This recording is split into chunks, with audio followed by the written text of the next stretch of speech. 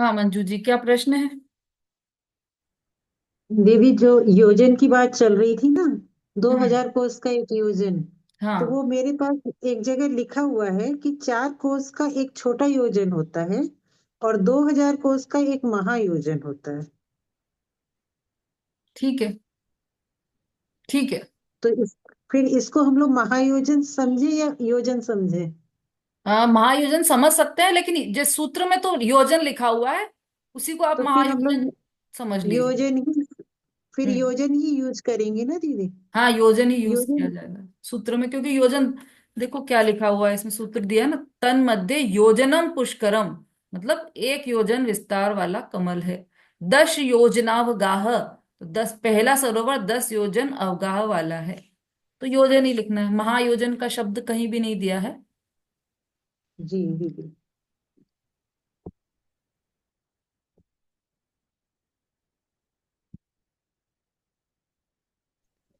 दीदी फिर अगर जैसे आप अभी मंजू जी ने बताया कि योजन 4 कोस का है और महायोजन 2000 कोस का है, तो उसको हम्म। बताइए योजन है तो फिर हम 4 कोस यूज करें। नहीं, योजन 2000 2000 कोस कोस का है और उससे आधा, वो छोटा योजन समझ लो आप, 4 कोस जो ठीक। 4 कोस वाला है वो, है ना। ठीक है दीदी। ठीक। कैसे भी लगा लो वो तो। ठीक है। चलिए, अभी जो अपना वो तिलोय पन्नति है, गोमटसार जीव कांड है ना, उसके आधार से भी आप देख सकते हो उसमें भी क्या दिया है, वैसा भी आप समझ सकते हो। अब हमारी बात चल रही है कि ये जो, अच्छा हम सूत्र का अर्थ देख रहे थे ना हम अभी।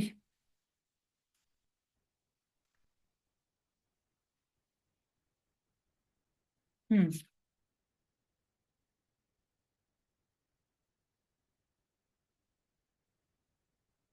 अ,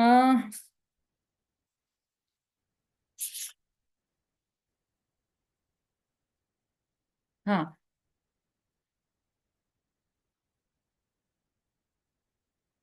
बाकी रही 7 नदियां पश्चिम की ओर जाती है, 22वां सूत्र हम पढ़ रहे थे। 23वें सूत्र में बताया है, गंगा सिंधु आदि नदियों के युगल 14,000 सहायक नदियों से घिरे हुए हैं। ठीक है। अब यहां से बात बदल जाएगी, इसलिए इतना ही हम लेते हैं पहले। अभी जो हमने चित्र देखा था ना, उसमें नदियां दिखाई दे रही होंगी आपको, सरोवरों में से नदियां बनी है। देखिए फिर से दिखाती हूँ मैं आपको।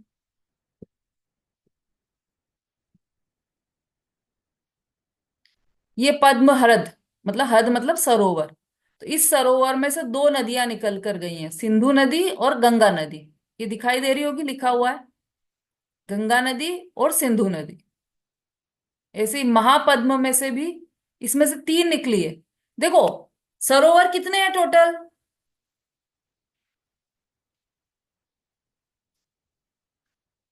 सरोवर टोटल कितने हैं? 6 है दीदी। 6 सरोवर हैं। और नदियां कितनी बता रहे हैं यहाँ पर? 14 नदी बता रहे हैं।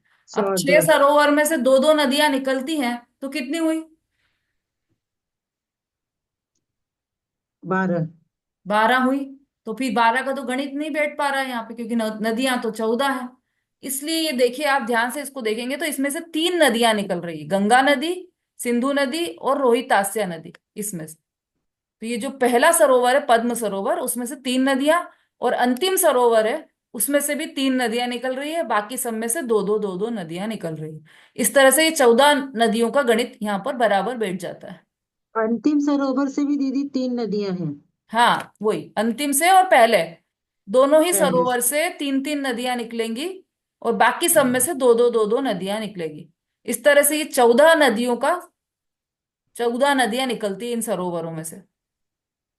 ठीक है, ये देखो अंतिम में भी ये 3 है। जो पुंडरिक नाम का सरोवर है, उसमें से भी ये 3 नदियां निकली हैं, रक्ता, रक्तोदा और स्वर्णकुला, ये 3 नदियां निकली हैं उधर से भी। ठीक है। क्या है ना, जितनी रचना इधर तक है जैसी, यहां से यहां तक की, यहां से लेकर यहां तक सुमेरु पर्वत तक जैसी रचना है, वैसी की वैसी रचना उसके अपोजिट साइड पे भी है। ये इधर से इधर तक भी वैसी की वैसी ही रचना है ना, दिखाई दे रहा होगा आपको पूरा। इसमें से भी 3 निकली, उधर से भी 3 निकली है। इधर से फिर ये ऐसा है इधर। इवन कलर भी सेम सेम दिए हैं, सरोवरों की साइज भी सेम दी है, पर्वतों के कलर भी सेम दिए हैं। मतलब वैसी की वैसी रचना दूसरी तरफ भी है। तो यही बता रहे हैं यहाँ पर कि ये 14 जो नदियां हैं उनके नाम क्या है।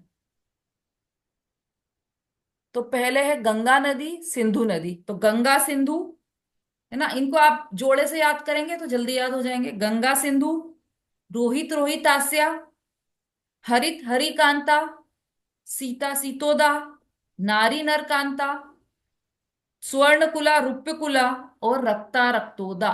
ये 14 नदियां जम्बू द्वीप के पूर्वोक्त 7 क्षेत्रों के बीच में बहती है।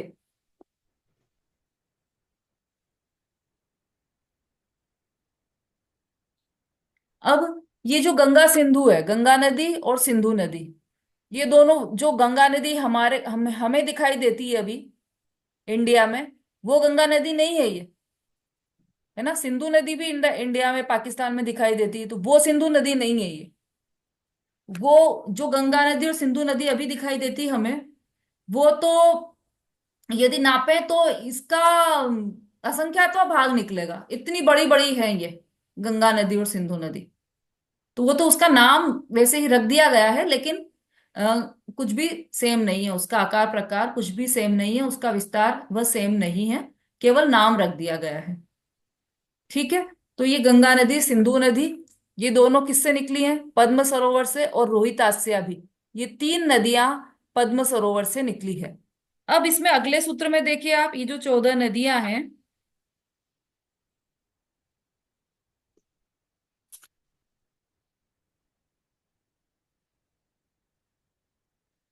तो इसमें जो नदी बह रही है, तो भरत क्षेत्र में कौन कौन सी नदी बह रही है? गंगा नदी और सिंधु नदी। हेमवत क्षेत्र में कौन कौन सी नदी बह रही है? तो रोहितास्या और रोहित नदी। क्षेत्र के हिसाब से चलते हैं यदि हम, तो ऐसा है। फिर हरि क्षेत्र में कौन कौन सी नदी नदी निकल रही है? तो हरि, हरिकांता और हरित, है ना, तीसरा जोड़ा दिया है ना इसमें, हम्म, हरित हरिकांता, हरित और हम्म, हरिकांता।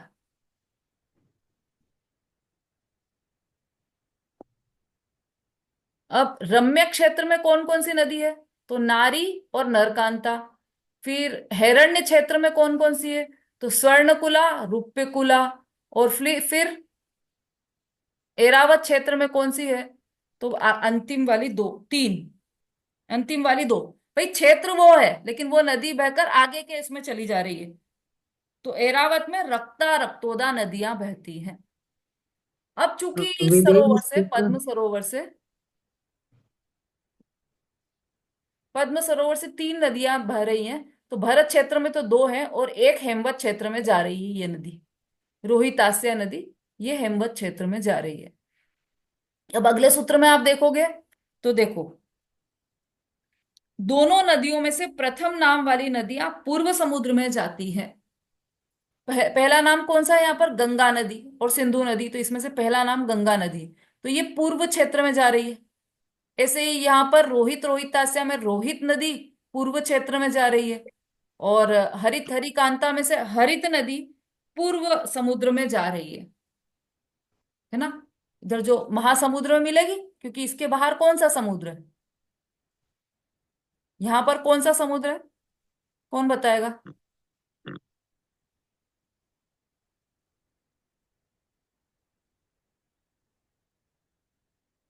यहाँ पर कोई समुद्र है क्या, कि खाली स्थान है?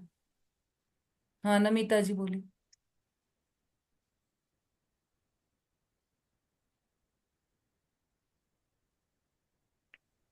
लवणोदय समुद्र है। हाँ, लवण समुद्र है यहाँ पर, उसमें ये नदियां मिल रही है। तो ये जो पूर्व, ये पहले नाम वाली नदियां हैं, वह पूर्व की दिशा में लवण समुद्र जो बह रहा है, लवण समुद्र तो एक ही बह रहा है चारों तरफ, लेकिन ये पूर्व दिशा में जाकर गिरती है, लवण लवण समुद्र में मिल जाती है।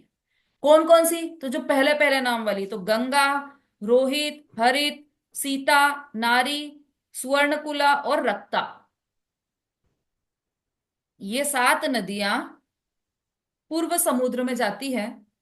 फिर अगला सूत्र देखिए, बाकी की बची हुई 7 नदियां पश्चिम की ओर जाती है, जैसे सिंधु नदी ये पश्चिम में जाएगी। फिर रोहितास्या, हरिकांता, सीतोदा, नरकांता, रूपकुला और रक्तोदा, ये सब कौन सी दिशा में समुद्र में जा रही है? पश्चिम की ओर समुद्र में जाकर मिल जाती है। अगला सूत्र देखिए, महानदियों की सहायक नदियां। अब देखो, गंगा सिंधु आदि नदियों के युगल 14,000 सहायक नदियों से घिरे हुए हैं। ये जो गंगा सिंधु नदी है, जैसे गंगा नदी है, तो इसकी सहायक नदियां हैं 14,000 नदियां, सहायक नदियां। उन नदियों के भी नाम है ग्रंथों में, तो हमारी बुद्धि से तो बाहर हैं। अब ये जो गंगा सिंधु नदियां हैं, गंगा नदी के भी 14,000 सहायक नदियां हैं।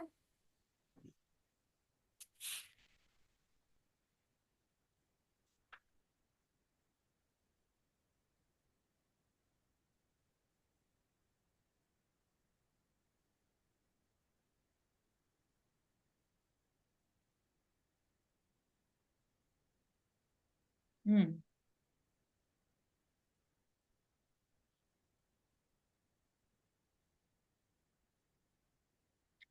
ठीक है, तो गंगा सिंधु की 14,000 सहायक नदियां हैं। और फिर उसके बाद रोहित, रोहितास्या की इससे डबल, ये सब बढ़ते हुए क्रम में 28,000 नदियां हैं। 14 का डबल करोगे तो 28,000 नदियां हैं रोहित, रोहितास्या की। फिर हरित हरिकांता की 56,000। फिर सीता सीतोदा की 1,12,000। फिर नारी नरकांता की 56,000, फिर से अब घटते हुए क्रम में आएगी। और फिर रूप्यकुला, सुवर्णकुला की 28,000 और रक्ता रक्तोदा की 14,000। इस तरह से 14,000 से शुरू हुई सहायक नदियों से, और लास्ट में भी 14,000 सहायक नदियां हैं उसकी। ठीक है।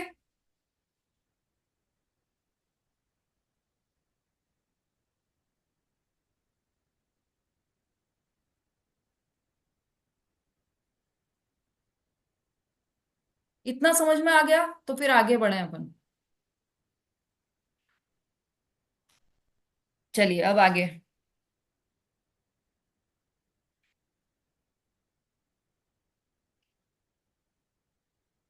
अच्छा, मैं ये देख रही हूँ कि किसी और ग्रंथ में कुछ अलग से दिया हो तो वो पढ़ लेते हैं। ये देखिए, इसमें से गंगा सिंधु आदि नदियां हिमवन आदि पर्वतों पर स्थित पद्म आदि सरोवर से निकलती है। पद्म नामक सरोवर से गंगा सिंधु और ये सब हम पढ़ चुके हैं। कुछ विशेष बात लगेगी तो हम पढ़ेंगे उसको। भरत क्षेत्र के उत्तर में हिमवन पर्वत है। ये जो हिमवन पर्वत है ना, ये भरत क्षेत्र है, ये हिमवन पर्वत है। तो ये भरत क्षेत्र के उत्तर में है, ये हिमवन पर्वत।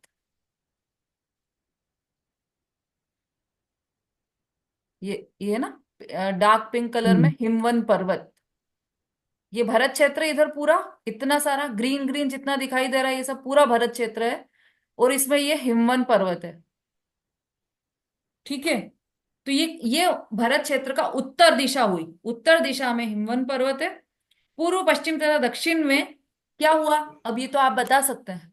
उत्तर में तो हिमवन पर्वत है, तो पूर्व पश्चिम और दक्षिण में क्या हुआ, क्या है? इतना तो आप अपने अंदाज से बता सकते हैं। कौन बताएगा?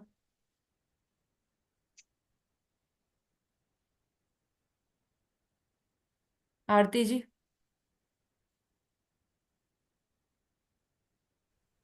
ये जो मैप के हिसाब से कि ये हिमवन पर्वत है और इधर फिर लवण समुद्र है, इधर तीनों तरफ तो इसके तीनों दिशाओं में। बिल्कुल सही। तीनों दिशाओं में हम्म तो लवण समुद्र है। उत्तर में हिमवन पर्वत है और बाकी पूर्व, पश्चिम और दक्षिण तीनों दिशाओं में लवण समुद्र है।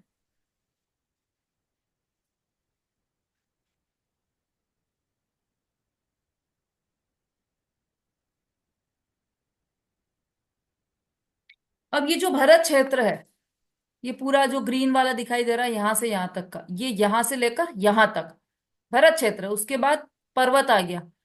तो ये जो पूरा भरत क्षेत्र है, इसके बीचों बीच में विजयार्ध पर्वत है एक।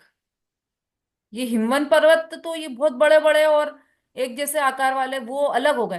तो ये छोटा है इससे, विजयार्ध पर्वत इसकी अपेक्षा से छोटा है। वैसे तो बहुत बड़ा पर्वत है ये। विजयार्ध पर्वत का नाम भी सुना होगा आपने। इसी पर्वत पर भरत चक्रवर्ती गए थे अपना नाम लिखने के लिए, क्योंकि उन्होंने ये 6 खंड जीत लिए थे। कौन से 6 खंड?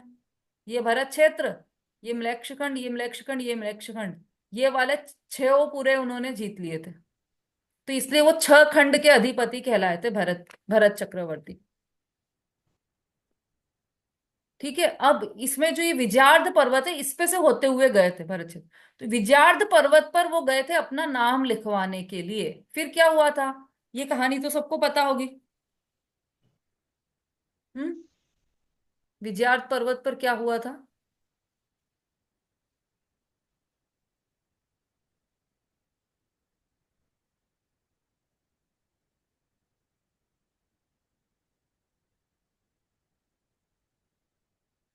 जब पूरा 6 खंड का राज्य जीतने के बाद भरत चक्रवर्ती विजयार्ध पर्वत पर गए, क्योंकि ये सिस्टम है कि जो भी 6 खंड जीतेगा वो विजयार्ध पर्वत पर जाकर अपना नाम लिखता है।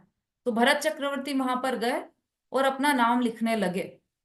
तो वहां जाकर देखा उन्होंने पूरे विजयार्ध पर्वत पर खचाखच नाम भरे हुए हैं। नाम लिखने की जगह ही नहीं है। मतलब इतने चक्रवर्ती पहले हो चुके थे कि सबने अपने अपने नाम लिखे थे, तो वहां पर नाम लिखने की जगह ही नहीं बची। तो भरत चक्रवर्ती ने कहा कि भाई अरे यहाँ तो जगह ही नहीं है नाम लिखने की, मैं कहाँ नाम लिखूं। तो उनके साथ जो थे साथी, उन्होंने कहा कि अरे आप तो एक नाम मिटाकर अपना नाम लिख दो। अब उन्होंने, उसी समय उनको ऐसा वैराग्य आया कि आज तो मैं यह नाम मिटा रहा हूं किसी का, कल कोई आएगा दूसरा और मेरा नाम मिटा देगा।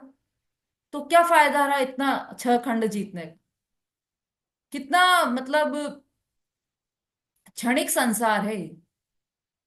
और इस नाम के लिए हम पूरा जीवन लगा देते हैं अपना, सिर्फ इस नाम के लिए कि हमारा नाम हो जाए।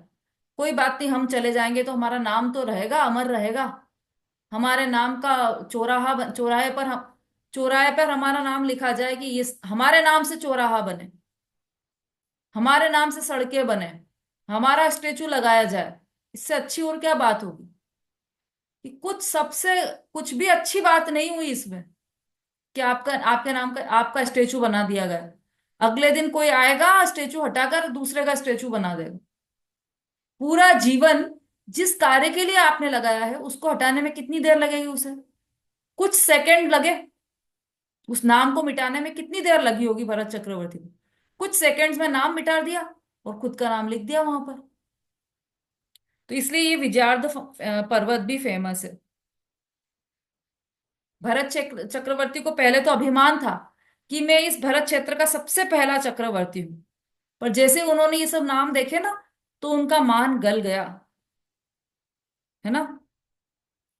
अभी तो हम क्या करते हैं कि मंदिर में कुछ दान दिया, 10,000 रुपए दान में दिए कि हमारे नाम से एक सीढ़ी बनना चाहिए, तो उस पर अपना नाम लिखवा देते हैं। सोनागिर चले जाओ आप, हर सीढ़ी पर नाम लिखा हुआ रहेगा। तो उस पे अपना नाम लिखवा दिया। कितना दिया है आपने? 10,000 रुपए, जो आपकी कमाई का 10वां हिस्सा थे। उस वो दिया, एक बार दिया, उसमें भी अपना नाम चाहते हैं। ये नहीं सोचते कि वो नाम कितने दिन रहेगा। नाम मिटेगा, चक्रवर्ती का ही नाम नहीं रह पाया तो हमारा नाम कैसे रहेगा? और पहली बात तो उस जिस सीढ़ी पर आप अपना नाम लिख रहे हो, उस पर तो लोग चरण रख के जा रहे हैं अपने, आपको पैरों तले कुचलते हुए जा रहे हैं। तो वहां नाम लिखाने का क्या फायदा रहा?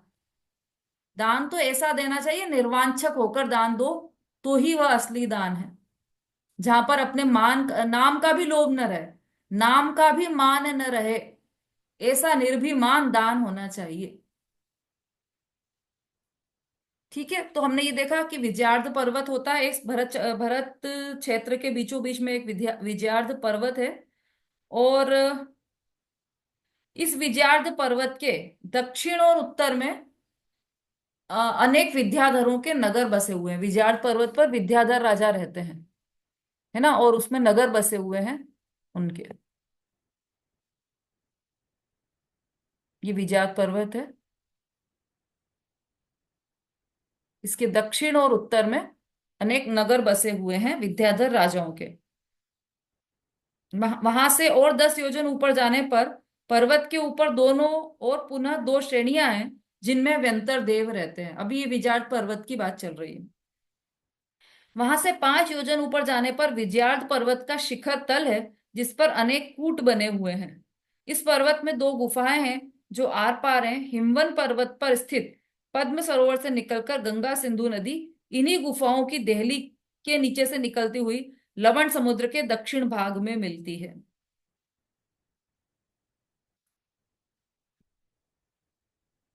हाँ जी मंजू जी बोली। दीदी ये मलेच्छ खंड जो दिख रहे हैं ना पांच, हाँ तो वो भरत क्षेत्र में ही आएंगे ना हाँ पांचों? भरत क्षेत्र में ही आएंगे। अच्छा, अभी वहां तक अब हम लोगों का गमन तो नहीं हो सकता ना? हाँ नहीं हो मनुष्य सकता। जा अच्छा, कुछ नहीं लोगों का कहना है जैसे अमेरिका वगैरह है, ये मलेच्छ खंड है। नहीं ऐसा नहीं है। आप इसको देखो चित्र को गौर से। इसमें सब नाम लिखे हुए हैं दक्ष। देखो आप इसको और बड़ा कर देते हैं। इसको आप अपने उस पर और जूम कर लीजिए। यूरोप, अफ्रीका, अमेरिका, सारे राज्य इसी में है भरत क्षेत्र में ही। सारे देश, राज्य नहीं देश, सब कुछ लिखा हुआ है इसमें, है ना। तो ये सब ही है। म्लेच्छ खंड की तरह है अमेरिका वगैरह, क्योंकि ऐसा उपमा दे दी जाती है। जैसे टोडरमल जी को कलिकाल सर्वज्ञ कहते हैं, तो वो सर्वज्ञ तो है नहीं, लेकिन ऐसी हम्म। उपमा दी है भाई। ऐसे ही इसको उपमा दे दी क्योंकि वहां पर रात्रि भोजन वगैरह, अभक्ष भक्षण, चाइना में जाओगे तो वो हर चीज को मारकर खाना, जिंदा पकड़कर मारकर खा लेना, तो म्लेच्छवत व्यवहार करते हैं वहां पर। इसलिए उनको ऐसा बोल दिया जाता है कि म्लेच्छ जैसे हैं। अभी इसमें म्लेच्छ खंड की भी बात और आने वाली है। ठीक है। तो अब ये, हाँ अपन ये देख रहे थे कि ये जो विजयार्ध पर्वत है, समय हो गया है क्या? हमारा समय तो हो गया है।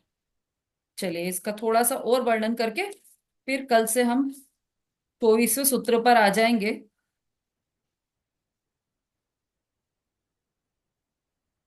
वहां पे भरत क्षेत्र के बारे में और जानकारी हमें मिलेगी। ठीक है, आज यहीं पर विराम लेते हैं हम।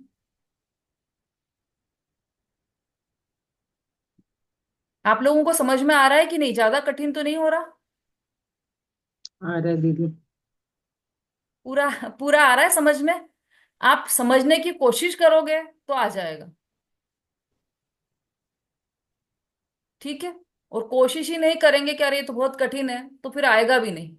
इसलिए समझने का प्रयास निरंतर रखना। और समझ में नहीं भी आ रहा हो तो आप उसको सुनना कंटिन्यू रखना, क्योंकि सुनते सुनते ही समझ में आ जाएगा। सुनना ही छोड़ दोगे तो फिर समझ में तो आना बहुत दूर की बात है।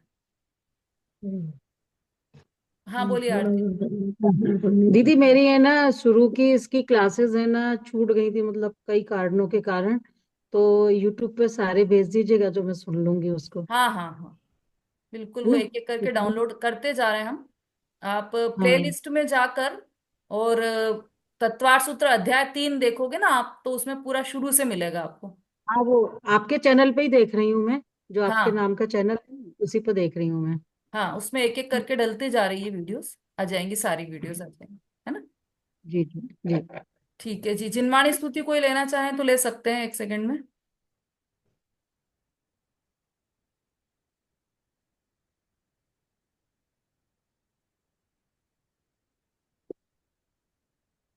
हाँ आरती जी, मम्मी जी हो तो मम्मी जी ले लेंगी।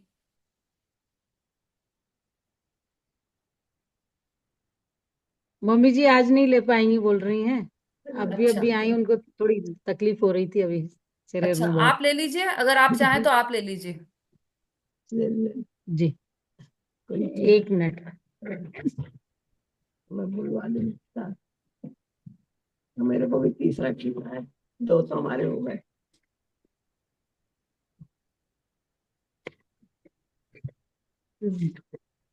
ये वाली ले लेते ना। साची तो गंगा है बीते रागे वाणी, अभी छिन्ने धारा जिन धर्म की कहानी।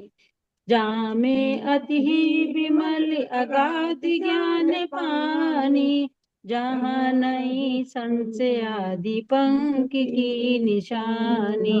साची तो गंगा है बीत रागे वाणी, सप्तभंग जा तरंग उछलत सुखदानी। संत चिंत मराल वृंद रमे नित्य ज्ञानी, साची तो गंगा है बीत रागे वाणी।